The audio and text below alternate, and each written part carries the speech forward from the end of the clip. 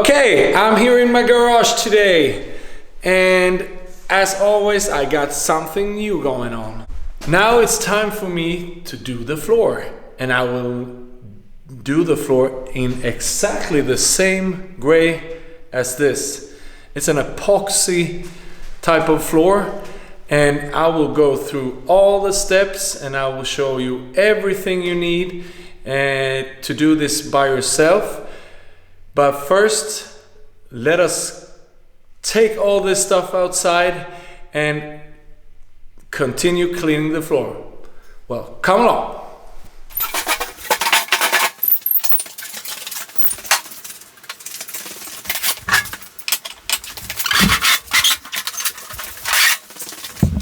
I just received this package.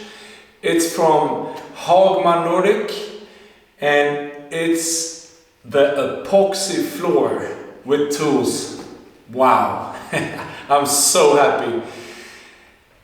I am going to show you, as I said before, how to put on an epoxy floor in your garage. If I can do it, you can do it. I have some oil leaks, as you can see, and stuff on the floor, but I'll fix that. And the first thing you need to do when you put on an epoxy floor is you have to clean the floor first. Okay, so you have to vacuum again, clean it, and get rid of old paint and oil and such. And you have to, the more you do, the better groundwork you do, the easier and the better the result will be. So the first thing we're going to do is we're going to use this called oil eater. Oh yeah, oil eater. On the oil we got here, and I will show you that.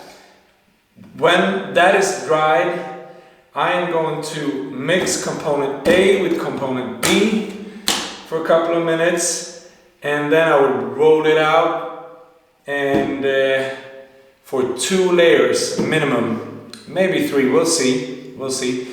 But stay with me and let's get rolling. As you can see, here's a pretty bad oil spill. That's not a spill, that's oil drop from my Ford 1939. She was leaking oil and I didn't see it.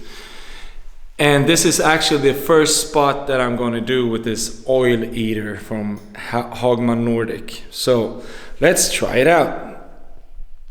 As you can see behind me, I have scrubbed quite a few spots here. There is also some that you can't see.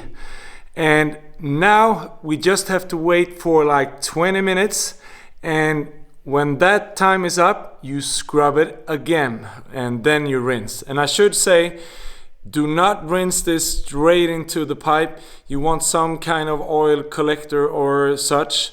Do not throw this into nature, okay? So, see you in 20 minutes. Okay, 20 minutes is up. Now you want to scrub it again before you wash it away. So, here we go. Okay, take your garden hose and rinse the oil eater away and all of the stuff. And don't forget, you have to have an oil separator, so you don't want to just flush this out in the nature. Let's go.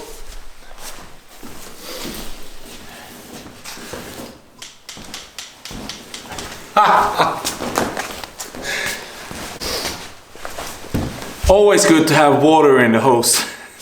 Let's go. Okay, as you can see behind me, I have just finished to rinse all the oil eater and water and oil away, and now it's time for lunch, and let's dry this up and come back and see the results later. Okay, so I washed it, cleaned it, one time, but it wasn't enough. Sometimes you have to go 2, maybe 3 times, depending on how bad your oil spills are. And the garden hose didn't work, so now it's time for pressure washing. Oh yeah, baby.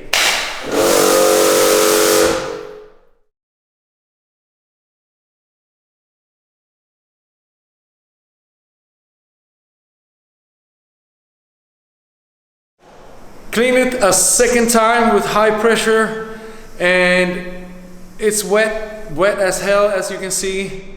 Have a little bit of extra heat fan back there, and good ventilation. You want the water to escape, okay? And tomorrow I am going to use a diamond cutter and a heavy tool. I will show you. Okay, take care now. Bye bye.